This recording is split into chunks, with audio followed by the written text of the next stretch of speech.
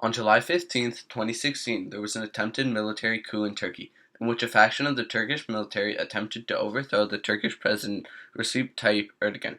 The coup was started by a faction of the military who believed that the president was running the country like a dictatorship rather than a democracy, due to the fact that he commonly imprisoned his opposition, reporters, and also has state-run newspapers. The militants attempting the attack attacked the cities of Istanbul and Ankara. The military forces were attempting to take bridges, media buildings, airports, and parliamentary buildings. The Turkish president, who was on vacation, made a FaceTime request over national television for people to go out into the streets to protest and to protect their democracy. After seeing the television broadcast, millions of Turkish people went out into the street and protested the coup. The aftermath of the coup. There were 294 people killed in the chaos, with more to come if the Turkish president gets his way and the death penalty is reinstated. Also, more than 60,000 soldiers, police, judges, civil servants, and teachers have been suspended, detained, or placed under investigation. There has been a call by many countries in concern over rough treatment of people arrested, as it appears some of whom were stripped to their underwear and handcuffed behind their back. And the Turkish president has been warned not to use the coup as a carte blanche. Erdogan demanded that Obama arrest or deport an exiled cleric, Fethullah Gulen, because the Turkish president believes he was behind the attempted coup. He is a long-running rival of the president. The Turkish president has been cited in saying, "They will pay a heavy price for this, and this uprising is a gift from God to us because this will be a reason to cleanse our army." Turkey is considering reinstating the death penalty for coup plotters.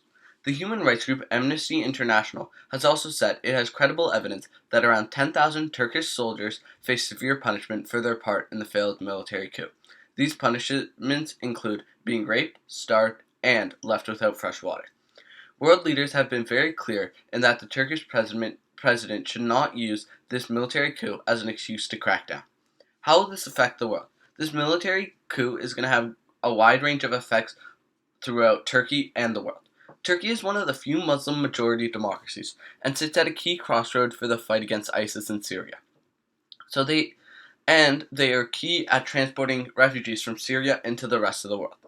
The coup will have a large effect on the war against ISIS in the Middle East, due to the fact that Turkish military bases were closed and Turkish airspace was closed. The president also has already came out and said that Turkey is going to be rebuilding their military, meaning they will not be able to give as many troops to fight ISIS.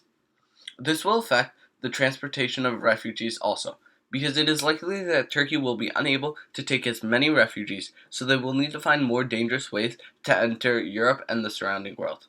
This will also affect Turkey's relationship with other countries, due to the fact Turkey is pondering bringing back the death penalty, which was outlawed in 2004. If it is brought back, this will essentially bring an end to Turkey's chances of joining the EU, due to the fact that the EU strongly opposes the death penalty. The human rights problems and instability will also affect relationships with other countries.